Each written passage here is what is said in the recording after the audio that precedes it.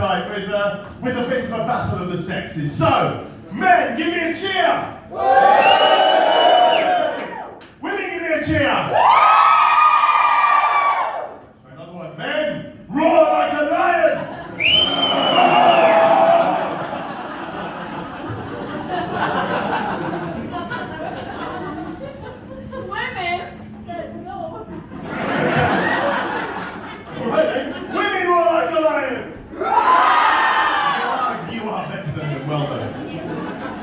Now, let's try one more. Men, make the sound you make when you fake an orgasm.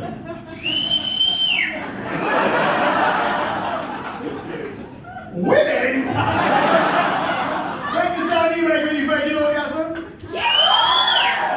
Are you comparing your fake orgasm sounds? You expected a lot more, yeah, obviously. Well, that says a lot about you, doesn't it?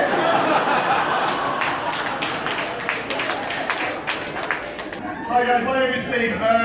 This is my accent. I live in London. Yay! That's why compared to so many of you guys, I sound so much more employable. I know don't look it, just the hair, I know. Let's start with the elephant in the room. Lots of people make lots of assumptions about me because of my hair, right? They assume, for example, that I like drugs. And I like drugs! After the gig, so if you really want to support a comedian, come find me. I've been in Sydney for a few days. I was doing a gig in Campbelltown. Yeah, I didn't know.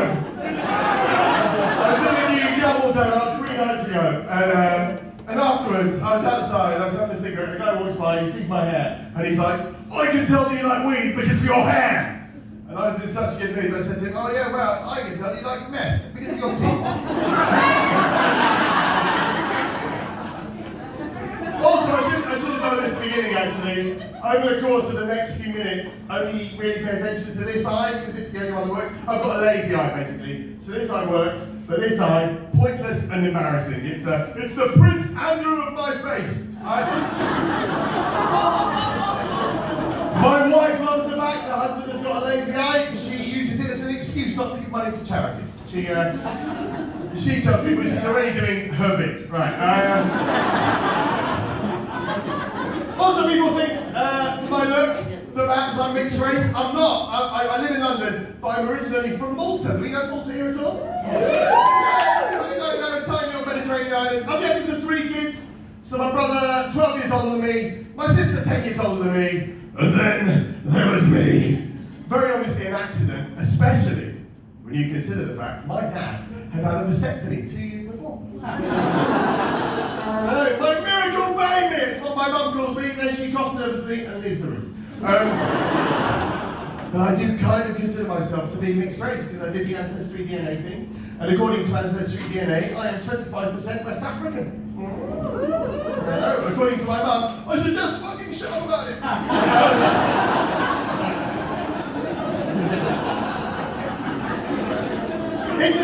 It's a tiny, tiny little island, right, Malta? Tiny. And what happens when you come from a small place, I don't know if anyone here is from a small place, when you come from a small place, you meet people very early on in your life, and they become part of your life for your whole life. So I went to school with a kid who, after school, he became a gynecologist. Not after school, it was like, it's 3 o'clock, spread them, it was... But this is the thing, right? This is the crazy thing about small places. Not only did he become a gynecologist, he became my mum's gynecologist. Is the correct response. He's still my mate now, right? We're still in contact. My mum is 77 years old, right? And she has a gynecology appointment once every year. How do I know? Because he sends me a selfie.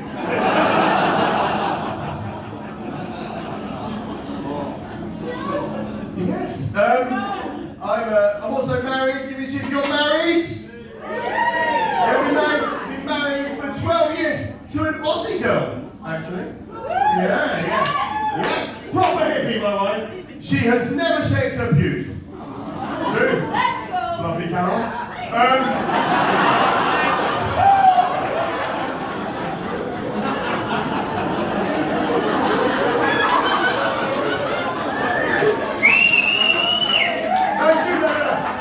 Yeah, so my wife never shaved her pubes, my wife, it's true. She sunbathed naked once last year. 4 kids lost their beach balls. We don't have any kids, my wife and I, we don't have any kids, because all we do is anal. Anal. That's why I can't sit down. But we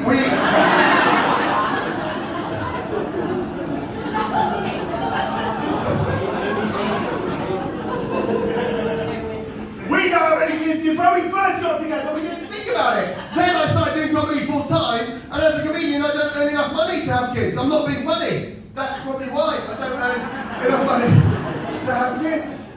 And now we don't have any kids, because it's bad for the planet, right? The planet cannot take all these people. That's why we don't have any kids. Same reason why I never stand up for pregnant women on the bus. Just encourages them. It's obviously a joke. We have actually been trying for kids, me and my wife, but we haven't really had much success. I think it's because of my lazy eye. I keep coming on the bedside table.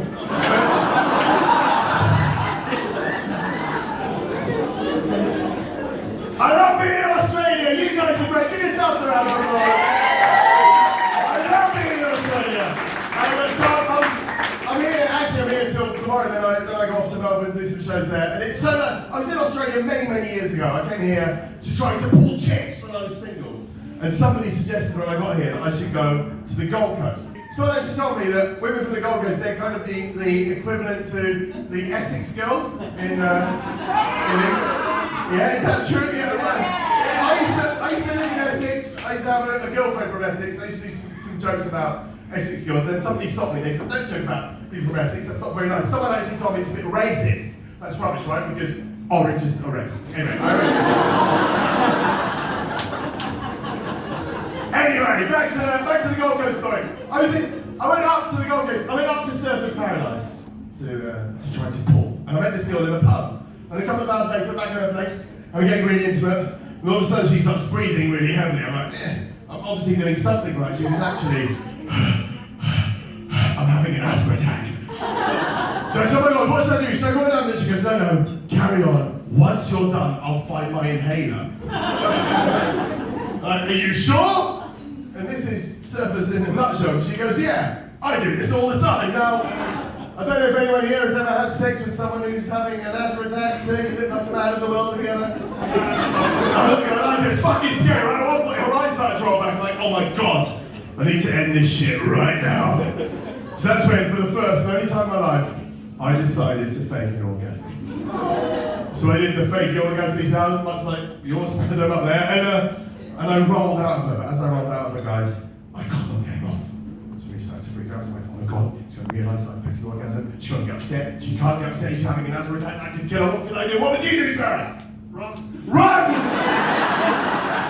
Run! Just let her die, innit? A million thoughts were going through my head. Leaving us there to die wasn't one of them. A million thoughts going through my head. I kind of reached out and grabbed her. The thought I grabbed was this. I need to convince this woman that I've orgasmed so she can get her inhaler and not die. So she needs to see a little wet patch on the bed. So what if I had a little wee? Just a couple of drops, and just get a little wet patch. She might have orgasmed, it'll be good. But guys, you know, right? Your boss might be in that moment where I'm pushing her, nothing's coming out. And slowly she starts to turn her head towards me. And that's when I really freaked out and pushed as hard as I could. In retrospect, maybe a bit too hard. Because instead of a wee,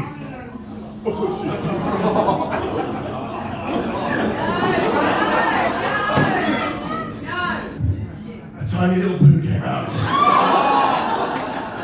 And landed on the bed. Now keep in mind, women having an asthma attack, trying to keep calm, goes there for 2 hours, taking a shit on her bed. And that was a bit too much for her. It was at this point that she passed out completely. 2 weeks time, obviously, called ambulance, put my clothes back on, and then positioned her body so that her bum was next to the poo.